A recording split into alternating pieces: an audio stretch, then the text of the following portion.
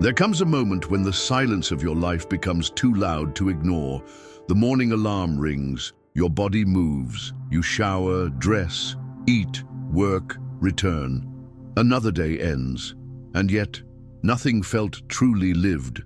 Just another day survived. But something inside you whispers, wasn't life supposed to feel more than this? You notice it in small details.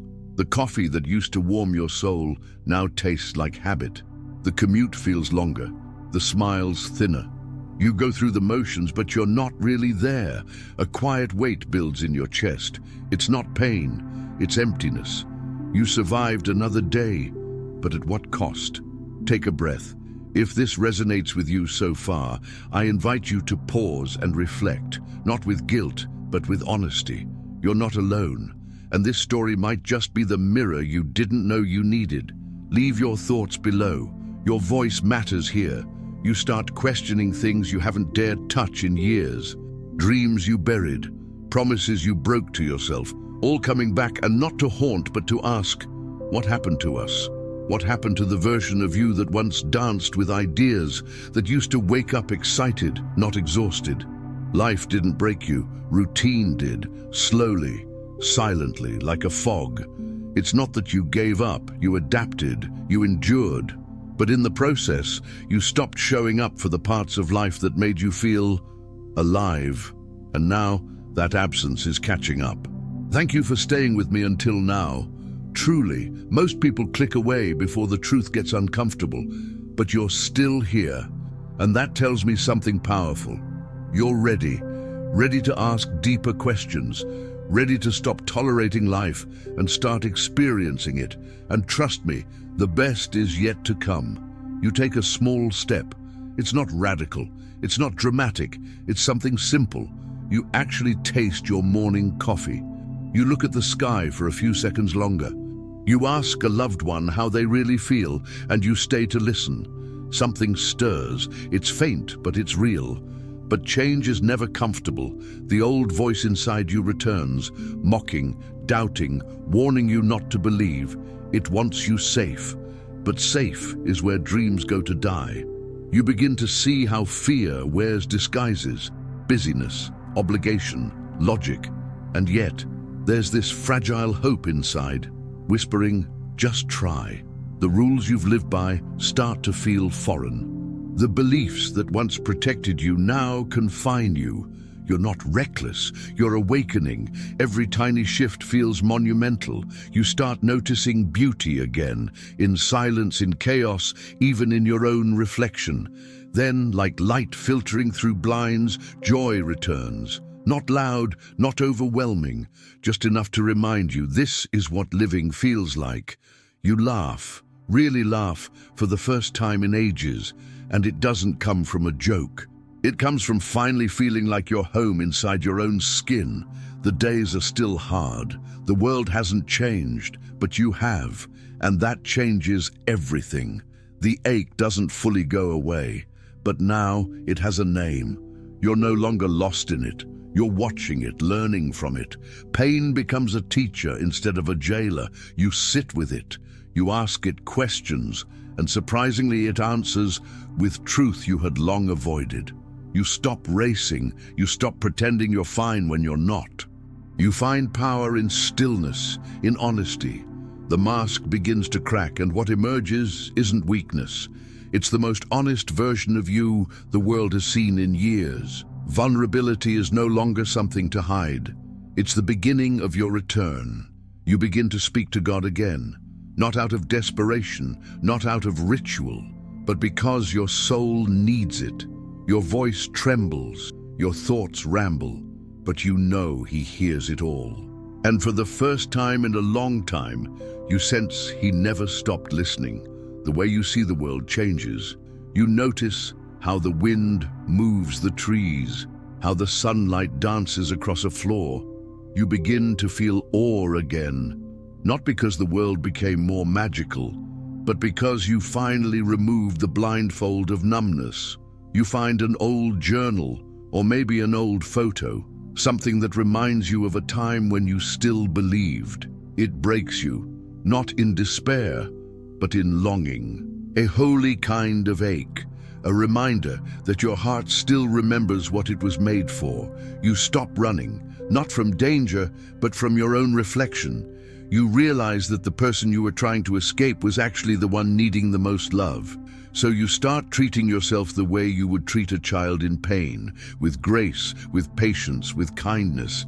It's not a straight path. Some days you feel strong, others you crumble. But now you crumble with purpose. Now you cry with intention. You allow space for both victory and vulnerability. And in that space, real growth begins to bloom. You start reconnecting with others. Not through surface smiles, but through raw conversations. You ask real questions. You listen with presence. People begin to trust you again. Not because you're perfect, but because you're finally real. Fear still visits, but it no longer controls the room. You welcome it, listen to it, then guide it to the corner. You no longer build your decisions on its voice. Instead, you anchor yourself in truth, in faith, in values that don't shake with emotion. You celebrate things that used to feel invisible, waking up with energy, laughing without guilt, saying no without shame. You don't need grand milestones to feel alive anymore. Presence becomes the new definition of success. The past no longer has the same grip on you. The memories are still there, but they no longer define you. They become chapters, not prisons. You stop editing your story to make others comfortable. You start owning every line, every scar, every triumph. You begin to rebuild from the inside out, not with noise or fanfare, but with quiet, consistent decisions. You drink more water, you go to bed earlier, you read words that nourish, not just distract.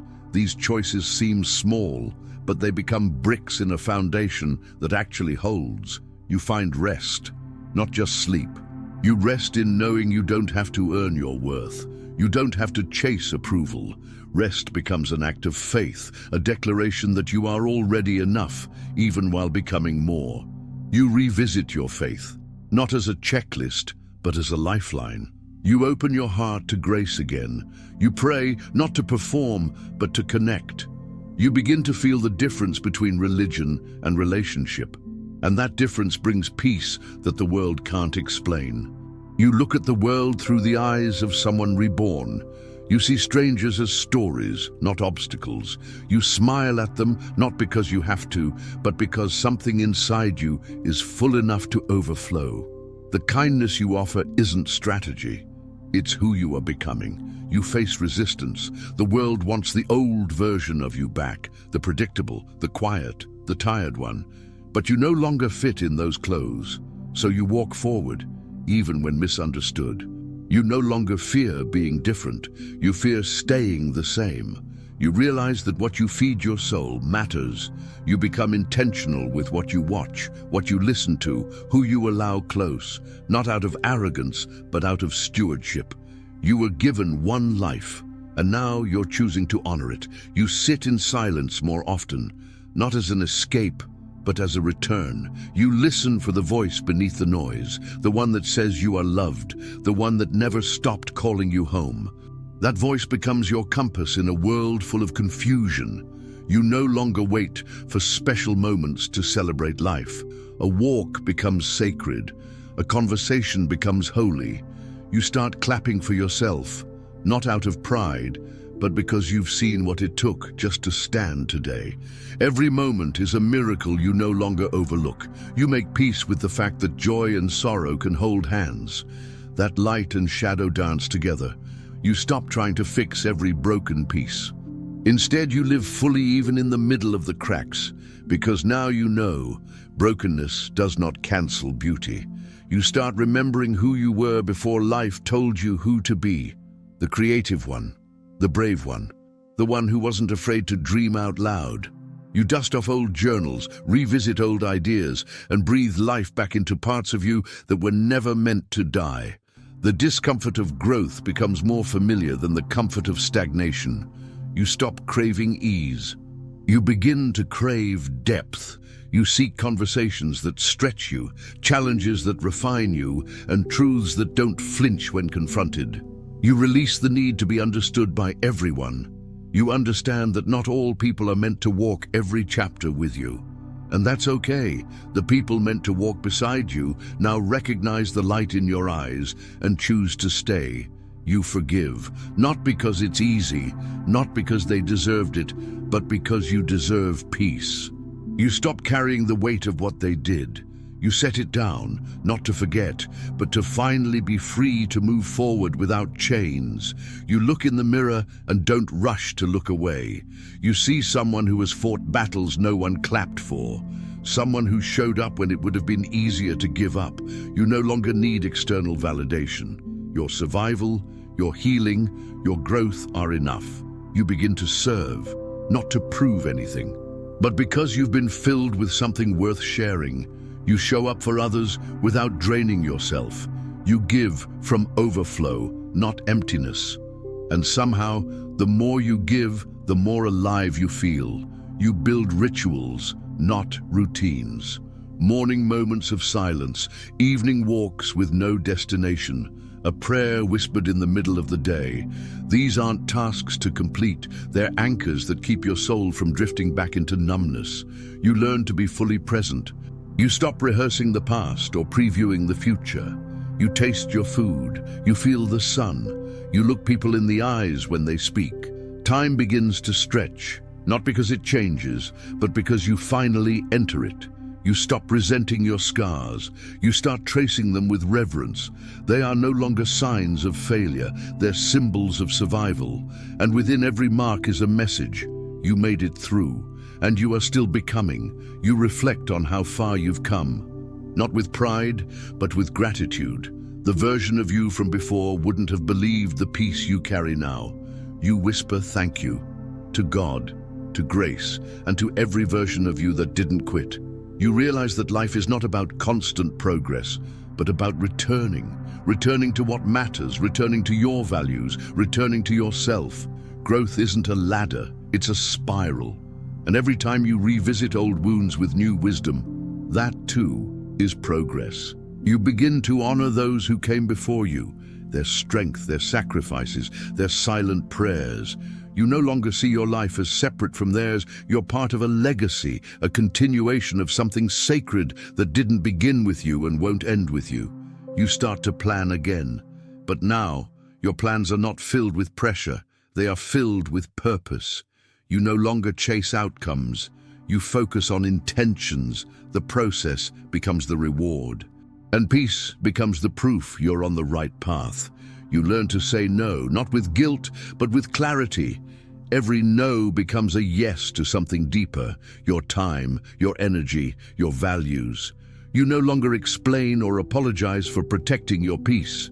You understand now that boundaries are acts of love, not walls of defense. You reevaluate what you consume, the words you read, the voices you allow, the images that fill your mind. You no longer tolerate what poisons your spirit, even if it entertains you. What enters your soul begins to matter as much as what you speak from it.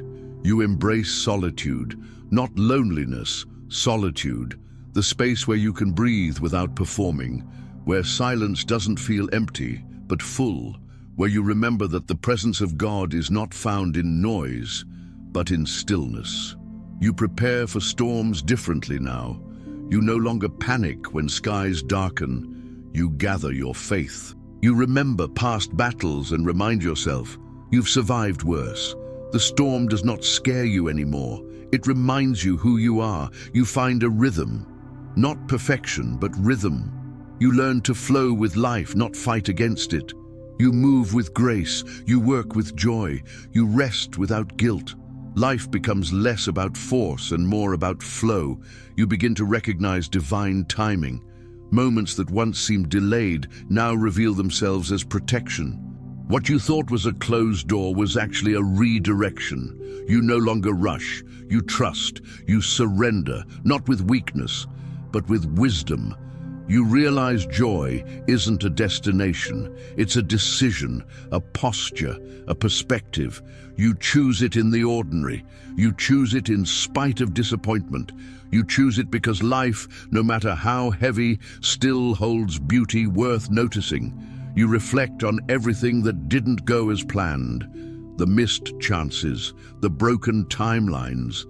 And yet you're still here, stronger, wiser, softer. You no longer need your life to look perfect to believe it's meaningful. Meaning has moved beyond appearances. You begin to see your pain as sacred, not because it was fair, but because it shaped something eternal in you. Your suffering was never the end of the story. It was the soil where something unshakable was planted. Now, you carry beauty not in spite of your pain, but because of it.